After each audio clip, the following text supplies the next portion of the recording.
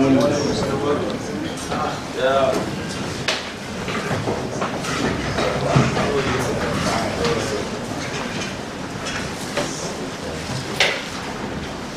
you our documentations that we found, both the snapshot activity of the NESG for last year, as well as the report of the last summit. And in addition to that, we will also share with you the outlook that we have presented at the beginning of the year, basically our 2018 outlook for the Nigerian economy. The reason that we took upon ourselves to have that outlook is basically the outlook report accentuates three strategic drivers for our national economic development. One being broad-based economic growth that is led by the development of the non-oil sector, and second driver is social inclusion, because any economic development that doesn't include the grassroots would come to naught. And third being social security and safety net. So thank you for coming, and also for your desire to sustain this partnership that has existed between the government and the NESG, which I know has been very helpful to government in terms of policy evolution and in terms of interface and interaction, that has helped government tremendously to formulate the kind of policies, particularly economic policies, that has helped in a great way to pull us out of recession and also put us on the path of prosperity. And I believe that this is very, very key. Very, very key, because you have the resource, you have the capacity, you have the outreach to be able to help government in the evolution of its policies. And the story all over. But I believe that with the strategic partnership that you are offering, if we can just key into that, a lot of government burden will even be lifted, because you have people who are willing to think for you, who are willing to look at comparatively what happens in other climes and jurisdictions and bring to bear what we ought to do, where we are, and how we intend to move forward in terms of the evolution of our policies for sustainable growth in this nation. So I want to thank you truly for this visit. Truly thank the Economic Summit Group for what you've been doing. Truly, Nigeria and its people deserve a better quality of life.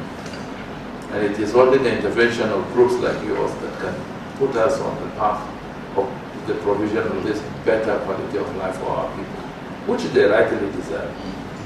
And the resources to do that is available. It's just to harness the resources and also to be very, very systematic in our planning and our implementation. So I believe we will find a place of partnership, and invariably all the different committees, policy groups that you have.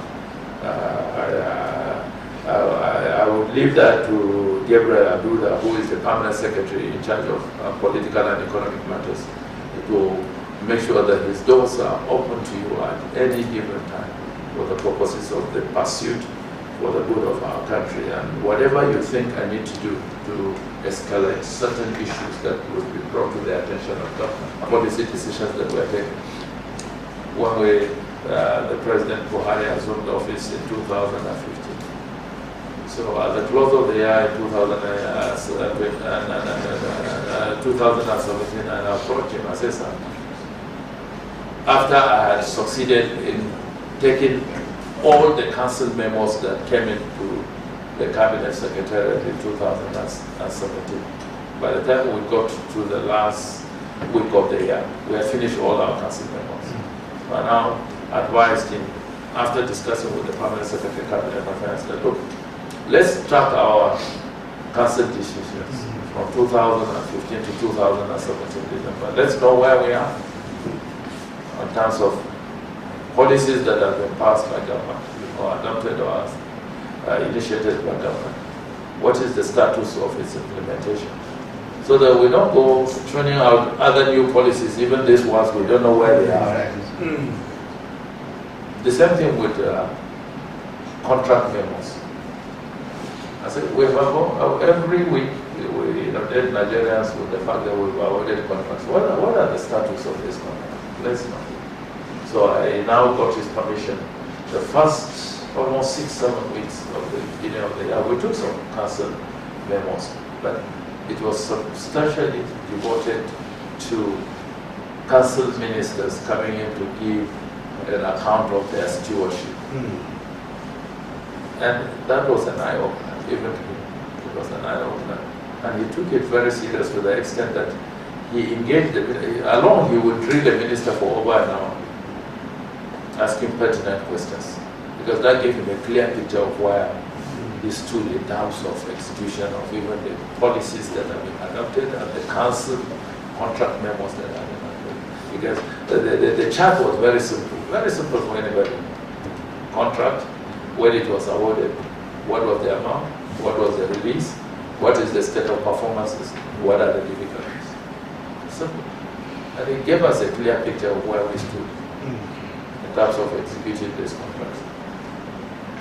And I believe that is one very important aspect of accountability, because we have a responsibility to account to the people of this country as to the stewardship that has been entrusted to us. We finished it, we're trying to put it together, we qualify it and print it out. And that will be a reference material. We'll upload it on our website. If you want to know about any contract, yes. If you want to know about any contract that has been awarded between 2015 and 2017 December, what is its status? Once you get into that, you will be able to know exactly if the contract is in your community and you feel that it does not give you a fair representation. The feedback we will get through e-participation will help us address those things. So that's why we were very forthright in telling you that we will come on in 2 weeks, because we've been working on it. We've been working on it quite strongly to ensure that at least there should be a free flow of information between government and the people of this nation, so that at least citizen participation should in no way be impaired. People should know exactly what their government is doing. And they have a legitimate right to question and ask for an explanation on every aspect of government. Every aspect of government. And we work assiduously to see that at least we are able to remove the bottlenecks around the Freedom of Information Act, because oftentimes civil servants and the public officers will want to hide under that law. But we try to remove the obstacles to ensure that, except it is classified information, it should be made available for anybody that wants to have access to that information. So with your support, with your partnership, I think we'll be able to put up an infrastructure that will help government in achieving these desired objectives. So with these very few remarks, I want to thank you for coming.